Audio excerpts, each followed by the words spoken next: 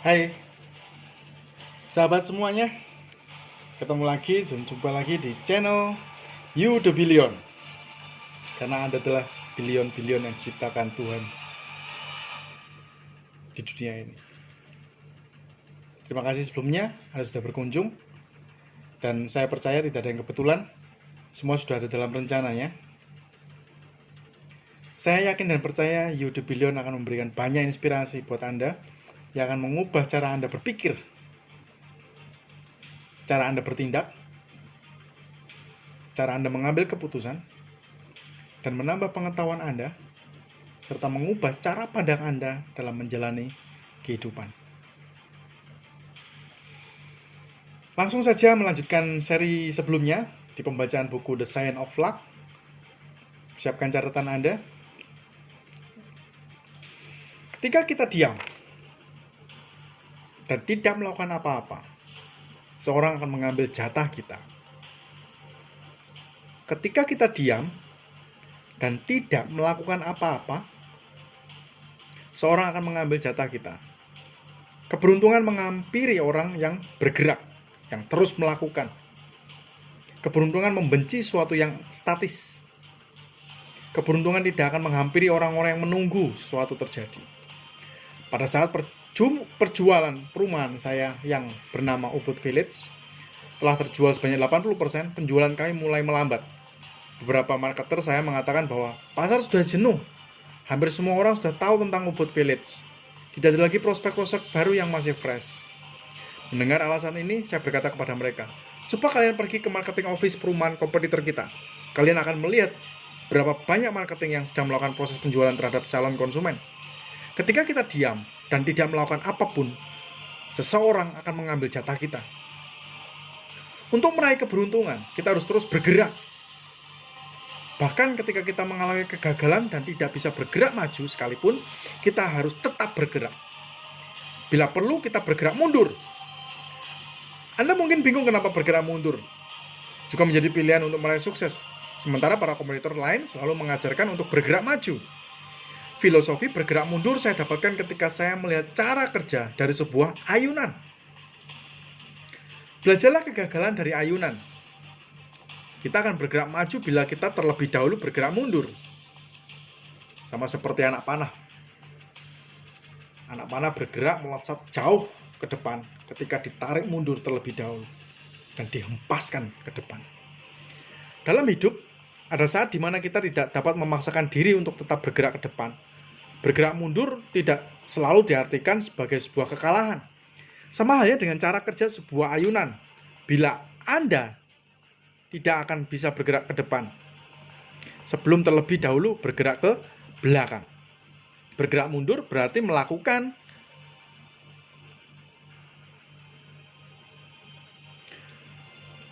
evaluasi, mencari strategi, atau mengeliminasi strategi lama yang kurang efektif. Anda tidak akan menemukan jalan keluar dari masalah yang Anda hadapi dengan cara yang sama.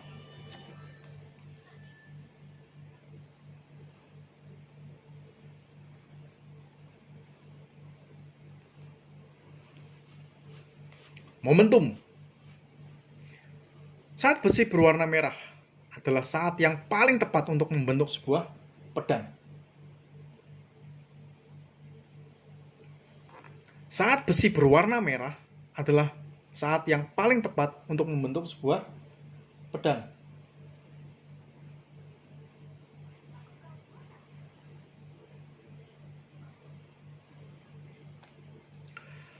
Pelajaran kedua yang saya dapat dari permainan ayunan adalah momentum. Kalau menurut ilmu fisika, momentum itu massa kali kecepatan.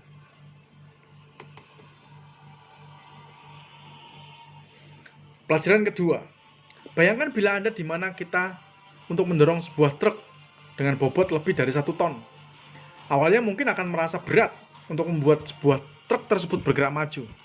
Namun sedikit demi sedikit usaha Anda akan terasa lebih ringan bila truk tersebut mulai melaju. Semakin kencang laju truk tersebut, semakin sedikit usaha yang diperlukan untuk mendorong. Itulah momentum. Keberuntungan seringkali menjauh ketika kita gagal memanfaatkan momentum. Kembali pada cerita di atas, Bayangkan bila Anda memutuskan untuk beristirahat dan membiarkan truk tersebut berhenti. Untuk membuatnya kembali berjalan, Anda harus kembali berusaha dari nol. Anda telah kehilangan momentum. Orang yang beruntung adalah orang yang pandai dalam memanfaatkan momentum. Hal yang sama berlaku pada permainan ayunan. Pada saat Anda bergerak mundur ke belakang, pada saat itulah Anda harus memanfaatkan momentum untuk bergerak maju ke depan dengan menggunakan tubuh Anda. Momentum kehidupan adalah suatu masa di mana waktu, keadaan, dan orang-orang sedang berpihak kepada Anda. Sama halnya dengan truk dan ayunan. Hidup kita juga memiliki momentum. Dalam hidup ada masa-masa di mana karir, hubungan, dan kesehatan sedang masuk dalam periode yang baik. Namun masa-masa itu tidak terjadi selamanya. Hal yang harus kita lakukan adalah memanfaatkan masa itu dan menciptakan momentum yang baru. Dari es krim menjadi kafe. Siapa yang tidak mengenal es krim Magnum yang begitu fenomenal di Indonesia? Jutaan anak muda Indonesia, khususnya kaum hawa, sering mendatangi supermarket untuk mencari es krim. Es krim Magnum juga menghiasi televisi dan billboard di jalan-jalan utama. Suksesnya penjualan es krim Magnum ini merupakan sebuah momentum yang baik dalam mengembangkan bisnis. Momentum ini dimanfaatkan dengan sangat baik oleh es krim dengan membangun Magnum Cafe. Saya pribadi melihat dengan mata kepala saya sendiri betapa orang mengantri untuk bisa mencicipi es krim di Magnum Cafe. Sekali lagi, keberuntungan berpihak pada orang yang pandai memanfaatkan momentum. 3 karakter pencipta momentum. Yang pertama yaitu peka. Karakter pertama dari para pencipta momentum adalah rasa peka. Anda harus mendengar dan bertindak sesuai dengan kata hati Anda. Bila Anda mendengar kata hati seperti, ini saatnya, sekaranglah waktunya, segeralah bergerak. Karena hal tersebut bisa jadi adalah momentum dalam kehidupan Anda.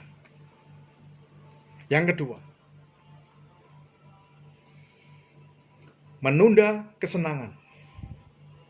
Salah satu penyebab terbesar dari terbuangnya peluang untuk memanfaatkan momentum adalah rasa puas. Ingatlah bahwa momentum besar tidak terjadi setiap hari. Anda perlu menunda kesenangan. Yakinlah bahwa tertawa di belakang jauh lebih nikmat. Yang ketiga, antusias. Seorang sales dari perusahaan sandal dikirim untuk membuka pasar baru di daerah pedalaman. Sesampainya di sana, ia melihat hampir semua orang tidak memakai sandal. Melihat hal tersebut, sales ini menelpon bosnya dan berkata, "Lupakan impian kita untuk membuka pabrik sandal. Di sini tidak ada satu orang pun yang memakai sandal." Mendengar percakapan tersebut, seorang sales lain meminta bosnya untuk mengirim dirinya sekali lagi ke daerah tersebut. Sesampainya di daerah tersebut, sales kedua berkata, "Bos, kita harus segera membangun pabrik sandal. Di sini tidak ada seorang pun yang memakai sandal. Kalau jual sandal, pasti laku." Hal yang membedakan dua orang sales tadi bukanlah momentumnya, melainkan antusiasme mereka dalam memanfaatkan momentum tersebut. Sahabat, teruslah bergerak, belajarlah dari ayunan, dan ciptakan momentum. Maka keberuntungan akan memihak kepada Anda.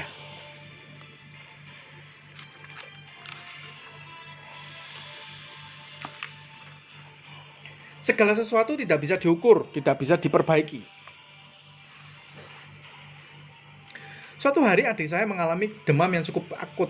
Panasnya naik dan turun setiap hari. Awalnya kami menganggap bahwa ini hanyalah demam biasa. Namun kami memutuskan untuk mengantarnya ke dokter untuk melakukan pemeriksaan. Setelah tes darah dilakukan, akhirnya kami mengetahui bahwa adik saya terkena demam berdarah. Hasil ini dapat diketahui dengan mengukur jumlah trombosit yang ada pada tubuh adik saya. Hasil pemeriksaan saat itu menyatakan bahwa jumlah trombosit pada adik saya hanya 10.000. Sementara jumlah trombosit pada orang yang sehat seharusnya adalah 150.000. Setelah mengetahui jumlah trombosit pada adik saya, kami memutuskan untuk merawat adik saya di rumah sakit. Bersyukurlah, adik saya segera pulih dan jumlah trombositnya terus meningkat. Dalam seminar The Science of Luck, saya sering mengatakan bahwa hanya sesuatu yang bisa diukur yang bisa diperbaiki. Dokter tidak dapat memperbaiki kesehatan adik saya. Bila ia tidak bisa mengukur jumlah trombosit yang ada pada adik saya. Demikian juga dengan keberuntungan. Anda tidak akan mendapatkan keberuntungan bila Anda tidak dapat mengukurnya. Pertemuan saya dengan keberuntungan. Pada tanggal 28 Agustus 2010, saya mengadakan acara grand launching untuk perumahan perdana saya, Ubud Village. Pada saat itu, dalam acara yang berlangsung selama 3 jam, kami berhasil menjual 60 unit rumah dan rukan. Beberapa orang mengatakan bahwa kami sangat beruntung karena bisa menjual begitu banyak rumah, dan pada saat penjualan properti mulai menurun. Tanpa mengurangi rasa hormat kepada teman saya mengatakan bahwa penjualan fantastis saya pada saat grand launching bukanlah sebuah kebetulan. Penjualan tersebut kita hasilkan lewat perencanaan yang bisa diukur. Kami berusaha mengukur hasil penjualan kami sebelumnya. Berikut hasil pengukuran kami mengenai kriteria penjualan yang fantastis. Hasil riset. Ukuran rumah yang tidak disukai konsumen adalah 4 meter. Kami menemukan bahwa masyarakat yang tinggal di selatan Jakarta rata-rata tidak menyukai rumah dengan lebar 4 meter. Berbeda dengan masyarakat yang tinggal di Jakarta Barat, Pusat, dan Utara. Aplikasi. Melihat hasil riset tersebut, maka kami memutuskan untuk membuat tipe rumah dengan lebar di atas 4 meter. Hasilnya, marketer kami tidak perlu bekerja keras untuk meyakinkan para customer untuk membeli unit kami. Hasil riset. Rumah yang kami jual harganya 300 juta sampai 500 juta. Untuk rumah dengan harga seperti di atas, sebagian masyarakat akan menggunakan fasilitas KPR atau cicilan bertahap untuk membeli rumah. Berbeda dengan rumah dengan harga 1 miliar ke atas. Masyarakat yang mampu membeli rumah dengan harga 1 miliar sebagian besar adalah masyarakat menengah ke atas. Aplikasi. Karena sebagian besar calon pembeli rumah kami akan menggunakan KPR atau cicilan bertahap, maka unsur terpenting dalam memperoleh penjualan yang fantastis bukanlah terletak pada harga, melainkan pada cicilan setiap bulannya. Para kompetitor seringkali bersaing dengan menurunkan harga jual rumahnya, tetapi kami melakukan sebaliknya dengan menaikkan harga jual rumah kami. Walaupun harga jual kami lebih tinggi dibanding dengan kompetitor, kami memberikan keringanan untuk cicilan setiap bulannya. Misalnya, DP boleh dicicil 6 kali, hanya 2 juta per bulan. Ingat, hasil riset tersebut menyatakan bahwa masyarakat menengah lebih fokus kepada kemampuannya setiap bulan untuk mencicil dibandingkan harga satuan rumah yang lebih murah. Contoh kompetitor. Rumah 6 kali 15, harga 300 juta, DP 0%, bertahap, 12 kali cicilan, 25 juta per bulan. Harga murah, cicilan mahal. Contoh perumahan kami, 6 kali 15, harga 350 juta, DP 0%, bertahap 24 kali cicilan, 14 jutaan per bulan. Harga mahal, cicilan murah. Hasil riset, lebih dari 50% kepuasan untuk membeli rumah ada di tangan wanita. Aplikasi. Pada saat kami membuat acara catering atau pada saat kami mengundang para customer untuk hadir di marketing office, kami selalu memastikan agar customer kami hadir dengan istrinya. Kami juga memberikan hadiah-hadiah menarik berupa perabotan rumah yang dapat menarik minat para ibu-ibu rumah tangga. Keberuntungan tidak datang tiba-tiba. Keberuntungan bisa diciptakan secara ilmiah lewat pengukuran yang detail dan sempurna. Kita bahkan bisa terhindar dari bencana banjir dan badai dengan mengukur temperatur udara dan tingkat kelembapan di suatu daerah. Apabila Anda bisa mengukur temperatur udara di sekitar Anda juga bisa mengukur temperatur keberuntungan Anda. Rahasia sukses bangsa Barat. Saya sangat bangga dan mencintai bangsa Indonesia. Saya percaya Anda juga memiliki perasaan yang sama. Namun pada subbab ini, saya akan membongkar secara ilmiah kenapa bangsa Barat memiliki kemajuan yang lebih pesat dibandingkan bangsa Indonesia. Semua berawal dari bahasa. Kami semua tahu bahwa bangsa Barat menggunakan bahasa Inggris dalam berkomunikasi. Kita juga tahu bahwa motivator kelas dunia lahir dari dunia Barat. Banyak kata-kata mutiara yang dihasilkan oleh mereka. Tidak jarang saya menggunakan kata-kata mutiara mereka untuk memotivasi orang lain dan diri saya sendiri. Begitu senangnya saya dengan kata-kata mutiara mereka, saya memutuskan untuk menerjemahkannya ke dalam bahasa Indonesia. Setelah saya selesai menerjemahkan salah satu kata mutiara, saya sangat terkejut. Bahasa Inggris. Contoh, leaders don't do different things. They do the things differently. Bahasa Indonesianya, pemimpin tidak melakukan hal yang berbeda. Mereka melakukan hal dengan cara yang berbeda. Awalnya saya tidak menyadari. Namun sering berjalannya waktu, saya mulai melihat perbedaan yang mencolok dari kedua kalimat ini. Walaupun memiliki arti yang sama, ternyata kata mutiara yang menggunakan bahasa Indonesia jauh lebih panjang daripada kata mutiara yang menggunakan bahasa Inggris. Perbedaan kedua, kata mutiara ini hampir 2 kali lipat. Perbedaan kedua kata mutiara ini akan jauh lebih mencolok jika Anda membacanya. Leaders dibaca leaders, dibutuhkan 2 kali pengucapan. Pemimpin dibaca pemimpin, dibutuhkan 3 kali pengucapan. Don't dibaca don't, dibutuhkan 1 kali pengucapan. Tidak dibaca tidak, dibutuhkan 2 kali pengucapan. Kesimpulannya, dibutuhkan usaha dan waktu 2 kali lebih banyak apabila kita menggunakan bahasa Indonesia. Kesimpulan ini bukan dibuat berdasarkan jumlah huruf yang ada pada satu kata. Kesimpulan ini dibuat berdasarkan efektivitas dalam mengucapkan satu kata. Contoh, to terdiri dari 3 huruf, dibaca to, dibutuhkan 1 kali pengucapan. 2 terdiri atas 3 huruf, dibaca dua, dibutuhkan 2 kali pengucapan. 3 terdiri atas 5 huruf, dibaca 3, dibutuhkan 1 kali pengucapan. 3 terdiri atas 4 huruf, dibaca 3, dibutuhkan 2 kali pengucapan. Lebih dari 90% kosakata yang ada pada bahasa Inggris menghemat lebih dari 50% waktu dalam pengucapan.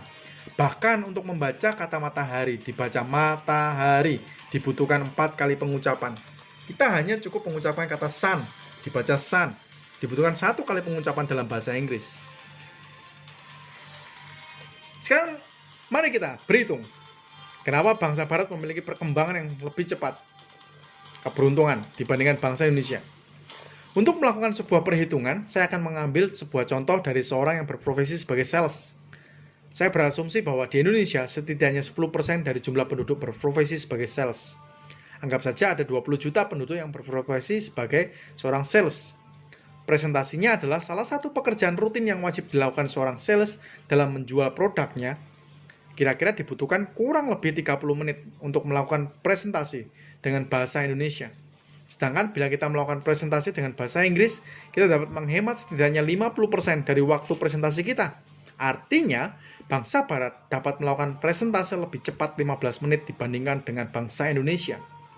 Apabila satu orang sales bisa melakukan presentasi lebih cepat 15 menit dibandingkan sales yang lain, maka jika ada 20 juta orang yang berprofesi sebagai seorang sales, akumulasi kecepatan presentasi bisa mencapai 300 juta menit atau kurang lebih 578 tahun lebih cepat. Hanya karena penggunaan bahasa, bangsa Barat bisa lebih unggul 578 tahun dibandingkan bangsa Indonesia. Dan perlu diketahui, perhitungan ini hanya dihitung dari satu profesi, yaitu sales. Mungkin sebagian orang akan berpendapat bahwa perhitungan ini sangat berlebihan. Tetapi, itulah kenyataannya. Dalam konteks ini, saya bukan mengatakan bahwa bangsa Inggris lebih baik dibandingkan dengan bangsa Indonesia. Saya hanya ingin mengatakan bahwa keberuntungan bukanlah suatu kebetulan. Keberuntungan adalah sesuatu yang bisa diukur. Untung Jakarta macet. Suatu hari di tengah padatnya jadwal meeting, saya harus mengejar waktu karena pukul 18. Saya harus segera on air untuk mengisi acara talk show di radio Smart FM. Namun tidak seperti biasanya, hujan turunnya begitu lebat. Jalan sangat macet. Saya terjebak kemacetan lebih dari 3 jam dan terpaksa melakukan talk show di dalam mobil via telepon. Saat itu saya sangat kesal dan stres karena waktu terbuang percuma selama 3 jam. Selesai melakukan talk show via telepon di mobil, saya memutuskan untuk memanfaatkan sisa waktu di dalam mobil untuk menghitung hal yang tidak pernah dihitung oleh orang lain. Saat itu saya mulai membayangkan berapa waktu yang akan terbuang bila kita terjebak macet selama 30 tahun. Mari kita coba mulai berhitung. Asumsi jika kita tinggal di kota Jakarta, maka kemungkinan besar kita akan terjebak macet selama 4 jam. 2 jam waktu berangkat, 2 jam waktu pulang. Apabila kita bekerja selama 30 tahun dengan waktu kerja 20 hari setiap bulannya, maka kita sudah membuang waktu selama 3 tahun di mobil. Wah, ngenes. 3 tahun di mobil. Wow. Hitung-hitungannya saya belum sesuai. Saya belum selesai sampai di situ. Saya pun melanjutkan untuk menghitung hal-hal lain yang tidak pernah dihitung oleh orang lain. Berikut hasil hitungan yang telah saya buat. Apabila kita menonton TV 2 jam sehari, selama 30 tahun kita telah menonton TV selama 2,5 tahun. Kita browsing internet 2 jam sehari selama 30 tahun. Kita telah membrowsing internet selama 2,5 tahun. Apabila kita nongkrong di kafe 1 jam sehari selama 30 tahun, kita telah nongkrong selama 1,25 tahun. Apabila kita menggunakan BlackBerry selama 1 jam sehari, sekarang zamannya WhatsApp ya, BlackBerry udah hilang, God with the wind. Kita telah menggunakan selama 1,25 tahun. Total selama 30 tahun kita akan menghabiskan 10,5 tahun untuk menggunakan sosial media, terjebak, macet, menonton TV, browsing, internet, dan nongkrong di kafe. 10 tahun hilang begitu aja. 10 tahun bukanlah waktu yang singkat. Sejak buku ini dibuat, ini merupakan tahun ketiga saya sebagai seorang motivator. Dalam 3 tahun saya telah mengarang 2 buku, melakukan ratusan seminar, ratusan kali talk show, membangun bisnis otomotif dan bisnis properti. Banyak hal yang bisa kita lakukan dalam 3 tahun. Apalagi dalam waktu 10 tahun. Bayangkan, apabila kita memiliki penghasilan 10 juta per bulan dan kehilangan 10 tahun, itu artinya kita telah kehilangan potensi penghasilan sebesar 1,260 miliar. Wow, 1.260.000.000. Dari perhitungan tersebut saya mulai menyadari kenapa banyak orang tidak bisa memperbaiki peruntungannya. Semua itu terjadi karena mereka tidak pernah mengukur dan menghitung waktu yang berpotensi untuk hilang begitu saja. Ingat, hanya sesuatu yang bisa diukur, yang bisa kita perbaiki. Saya tidak dilahirkan dalam keadaan yang beruntung, namun saya berhasil memperbaiki peruntungan saya dengan mengukur waktu yang saya miliki. Saya sangat kaget dengan potensi kehilangan sampai 10 tahun untuk hal-hal seperti macet, browsing internet, dan lain sebagainya. Sejak saat itu saya memanfaatkan setiap waktu dengan sangat bijaksana. Saya mengetik buku ini ketika saya sedang menunggu di bandara. Saya membaca buku saat saya sedang di dalam pesawat. Dan terkadang saya meeting sambil makan siang. Ukur pengalaman sukses orang lain. Untuk dapat menciptakan keberuntungan orang lain, untuk dapat menciptakan keberuntungan Anda sendiri, Anda perlu mengukur pengalaman sukses orang lain. Apabila Anda ingin beruntung di bidang tarik suara, temuilah seorang penyanyi yang telah berhasil. Pelajarilah apa yang ia lakukan dan ukurlah setiap detail kegiatan yang ia lakukan untuk bisa berada di puncak sukses. Hal yang sama dapat Anda lakukan bila Anda ingin beruntung di bidang lain. Ingat, Anda harus mengerjakan secara detail dengan tetap menjadi diri Anda sendiri. Lakukan tugas sederhana berikut ini. Nama model keberuntungan Anda, nama profesi model keberuntungan Anda, daftar kegiatan harian model keberuntungan Anda. Ikuti semua.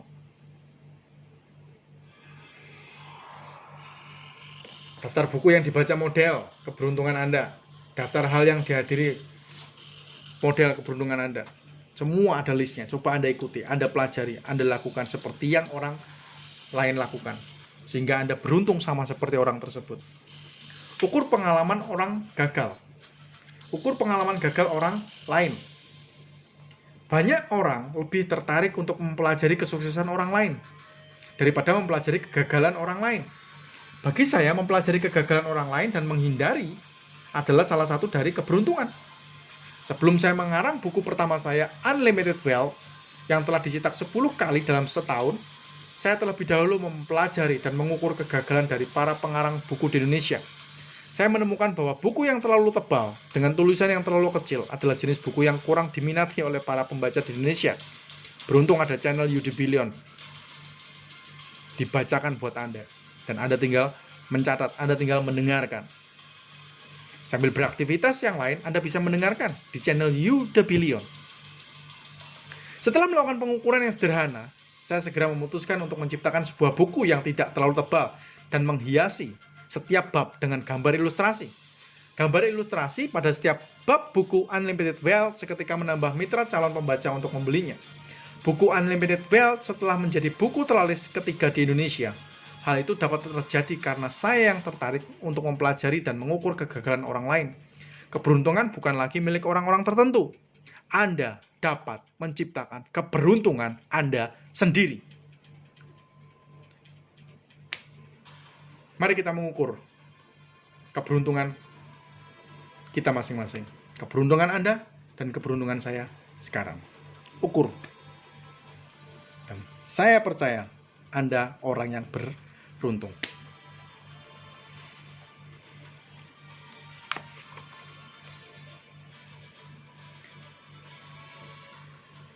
Wah, sudah mau habis nih bukunya nih.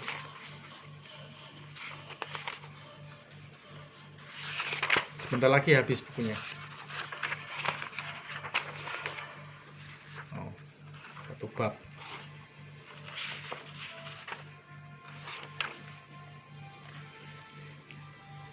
Raja tikus. Wah, ini raja tikus.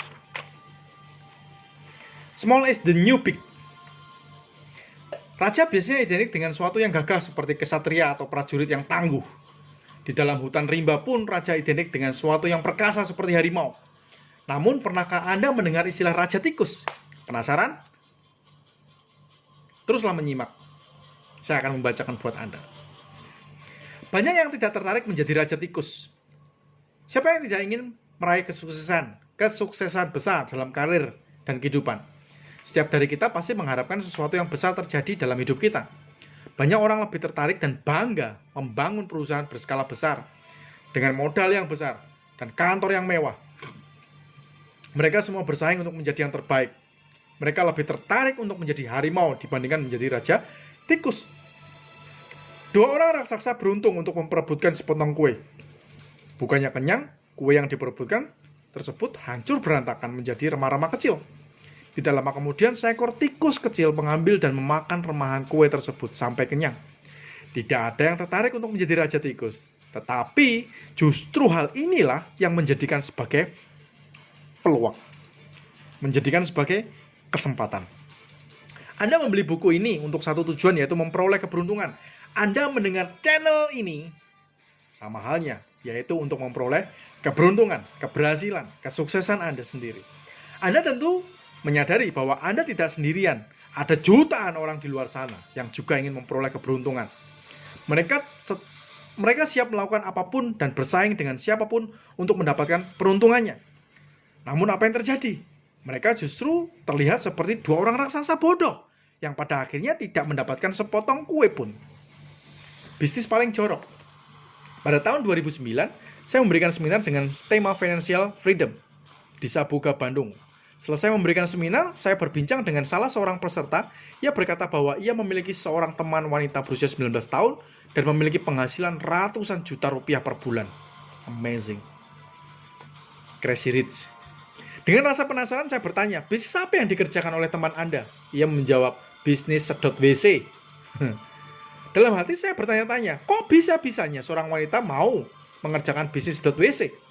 Bisnis yang terbilang jorok, jarang diminati oleh masyarakat.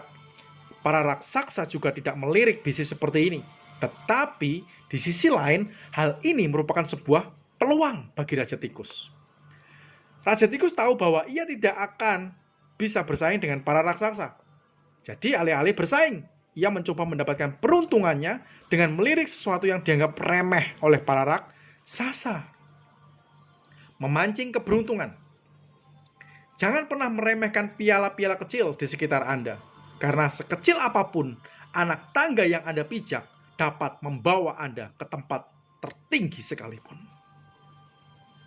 Apabila selama ini Anda masih menemukan jalan buntu dalam mengejar mimpi Anda, ubahlah target Anda dan kejarlah piala-piala kecil.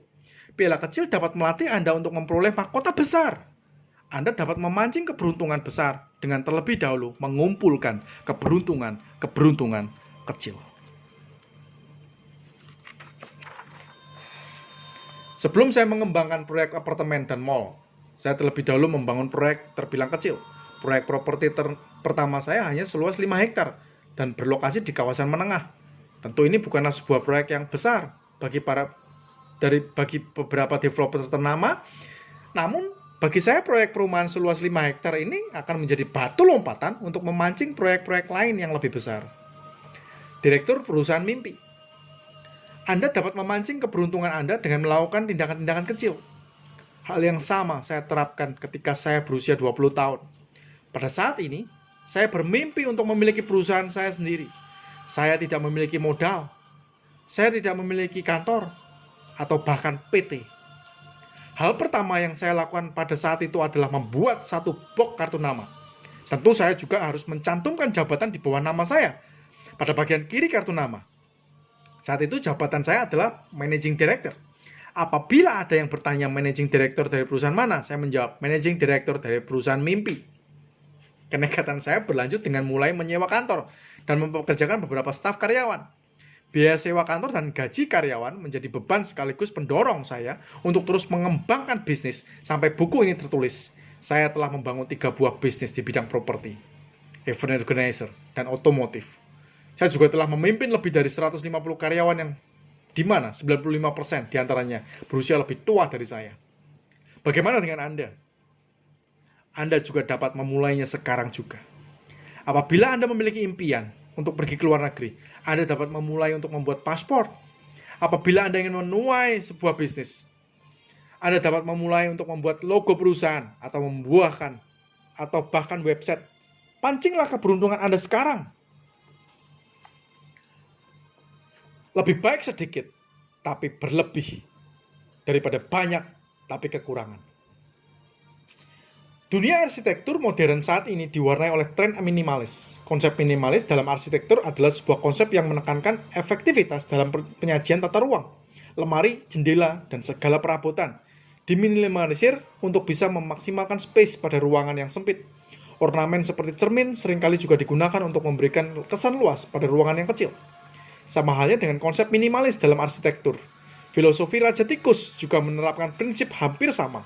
Lebih baik kecil, tapi menjadi pemimpin daripada besar, tapi tidak dipandang. Seorang entrepreneur muda bernama Hendy Setiono juga menerapkan prinsip yang serupa. Peraih penghargaan Asia Best Entrepreneur Under 25 versi Business Week. Ini merupakan owner dari sebuah perusahaan franchise terkemuka Baba Raffi. Baba Raffi merupakan sebuah perusahaan yang bergerak di bidang makanan cepat saji yang menyajikan kebab Turki sebagai menu utamanya. Untuk informasi lebih lengkap, Anda bisa mengunjungi websitenya. Berbeda dengan restoran pada umumnya yang mewajibkan untuk memiliki lahan yang luas, Baba Raffi memberikan warna yang berbeda terhadap industri makanan cepat saji. Dengan konsep booth, Anda dapat membuka dan menjalankan bisnis di lokasi-lokasi yang relatif kecil. Dalam waktu hanya beberapa tahun, telah berkembang menjadi ratusan cabang yang terbesar yang tersebar di Indonesia, Malaysia, dan Thailand. Business Survive. Kesuksesan yang diraih oleh Baba Raffi berbanding terbalik dengan restoran-restoran mewah yang tersebar di kota-kota besar. Berbekal lahan yang luas, fasilitas yang mewah, restoran seperti ini cenderung menarik pengunjung-pengunjung kelas atas. Bisnis seperti ini biasanya sangat enak dipandang oleh mata, namun belum tentu enak di kantong. Biaya maintenance yang tinggi dan gaji karyawan yang selangit membuat para pelaku bisnis restoran mewah cenderung hanya sekedar bertahan. Dalam istilah sehari-hari, casingnya bagus, tetapi sinyalnya kurang kuat. Lebih baik memulai bisnis yang relatif kecil, tetapi memberikan keuntungan yang pasti. Itulah esensi dari filosofi Raja Tikus. Ngantri untuk membeli roti. Pada suatu sore, setelah selesai mengadakan meeting, saya tergoda oleh harum sebuah toko roti di sebuah mall terkenal di Jakarta. Saya pun memutuskan untuk segera mampir dan membeli roti di toko tersebut. Belum sampai ke toko roti tersebut, dari kejauhan saya sudah melihat puluhan orang yang sedang mengantri untuk membeli roti tersebut. Hal yang menarik bukanlah berapa banyak orang yang mengantri di toko tersebut, melainkan kenapa orang-orang mau mengantri untuk hanya membeli sebuah roti. Hal yang lebih menarik adalah mengetahui bahwa toko roti tersebut hanya memiliki satu jenis roti saja. Toko roti yang saya maksud tersebut adalah Roti Boy. Dari pengalaman saya mengantri untuk membeli Roti Boy, saya belajar bahwa kesederhanaan justru memberikan satu nilai yang lebih. Dengan hanya memiliki satu jenis roti, orang-orang dapat dengan mudah mengenali apa itu Roti Boy. Sekarang adalah zamannya para spesialis. Rata-rata dokter sekarang hanya menguasai satu bagian tubuh saja. Misalnya seperti mata, spesialis jantung, pencernaan, spesialis dari bagian-bagian tubuh yang lain. Hal yang serupa terjadi dalam industri training. Para trainer masing-masing memiliki satu spesialis saja, misalnya trainer di bidang marketing, trainer di bidang komunikasi, trainer di bidang hipnosis, dan lain sebagainya. Bagaimana dunia mengenal Walt Disney? Walt Disney adalah seorang pemuda yang memiliki masa lalu yang sangat kelam. Kisah hidupnya memulai berubah ketika ia mulai melakukan apa yang ia cintai, yaitu menggambar. Bakat inilah yang pada akhirnya membawa Walt Disney ke panggung dunia lewat sebuah film animasi, Alice in Wonderland. Sejak saat itu Walt Disney menciptakan tokoh animasi lainnya yang kita kenal dengan Mickey Mouse. Mickey Mouse adalah sebuah tokoh animasi tikus paling terkenal di dunia. Siapa yang tidak tahu Mickey Mouse? Hampir semua orang tahu. Tokoh Mickey bukanlah tokoh yang besar, kuat, dan perkasa seperti tokoh superhero lainnya. Dia bertubuh kecil, namun mudah diingat. Dia sederhana, namun telah memberikan hiburan kepada semua anak di dunia. Kecil bukanlah penghalang untuk menjadi raja. Mulailah dari hal-hal sederhana. Mulailah dari hal-hal yang sepele. Bila seekor tikus animasi dapat menaklukkan dunia, bagaimana dengan Anda? Keberuntungan datang kepada Anda. Bagi orang-orang yang terus bergerak. Bagi orang-orang yang memulai dari hal yang terkecil. Bagi orang-orang yang melakukan hal-hal yang baik. Berprasangka baik. Attitude yang baik. Bangun terus keberuntungan setiap hari. Dan Anda pasti berhasil. Karena Anda adalah bilion-bilion yang diciptakan Tuhan di dunia ini. Sukses buat Anda semua. Sehat selalu.